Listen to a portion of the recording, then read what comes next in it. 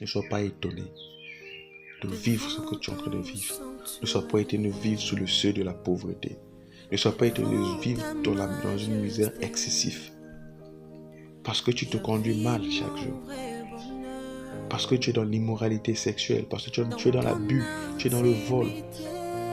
Ne sois pas étonné de vivre cette vie que tu es en train de vivre maintenant. Il y a une raison à cela. Il y a une cause aussi à cela.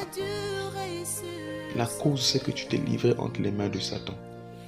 La raison est que tu continues à désobéir à la parole de Dieu. Les gens pensent qu'une fois qu'on sait que Jésus-Christ est mort pour nos péchés, c'est fini. Il est mort ses péchés. Il est mort pour nos péchés. À tout moment, je peux me repentir et il va me sauver. Non.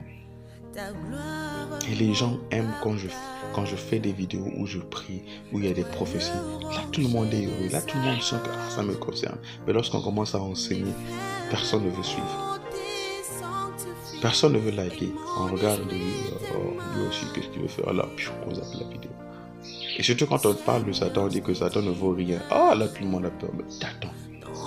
C'est la vérité. Lorsque je vous dis que Satan ne vaut rien, Satan ne vaut rien pour celui dont Jésus-Christ a testé la relation. Si tu es en bon terme avec Dieu, tu comprendras que Satan ne vaut rien. Tu es au-dessus de Satan. Ça ne doit pas te faire peur de dire, confesse même dans ta bouche là, Seigneur Jésus, je crois que tu es mon Dieu. Je sais que tu es mon roi.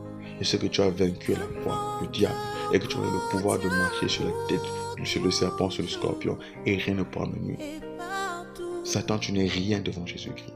Satan, tu n'es rien devant moi parce que j'ai Jésus-Christ dans mon cœur et que je t'ai vaincu. Tout ce que tu m'as envoyé a été annulé le nom puissant de Jésus-Christ. Tu dois apprendre à témoigner et à confesser. Mon frère, lorsque la puissance de Dieu est dans les reins d'une personne, physiquement la personne peut avoir une apparence négligeable. Elle peut même être bafouée par les voisins, bafouée par ses patrons. Mais lorsque les personnes qui te bafouent vont chercher à te toucher spirituellement pour mieux t'écraser, c'est là qu'elles comprendront qui tu es. C'est-à-dire que le patron qui te minimisait avant, je ne sais pas ce que je vais vous dire. Je vais vous parler d'une expérience. Écoutez, j'ai été offensé une fois, offusqué. J'ai été offensé une fois par une personne. Cela m'a fait mal. Il faut avoir peur de Dieu. Il y a certains mots qui nous arrivent simplement parce que tu as offensé quelqu'un. Sans te rendre compte, tu as offensé un homme de Dieu. Tu as voulu le prendre à l'image de tout le monde, comme la personne était tellement simple, souriante.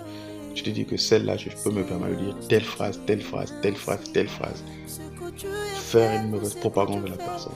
Et en fin de compte, tu perds même l'activité que tu avais. En fin de compte, toi qui étais le plus aimé dans ton entreprise, dans ton entourage, tu deviens la personne la plus indexée. Tu deviens la personne qui semble avoir revêtu un esprit de malédiction à tel point que personne ne veut te remarquer. Ne touchez pas à mes oins. Ne touchez, vous savez, récemment, Dieu m'a parlé de quelque chose que j'ai fait. J'ai voulu me placer à une limite de considération.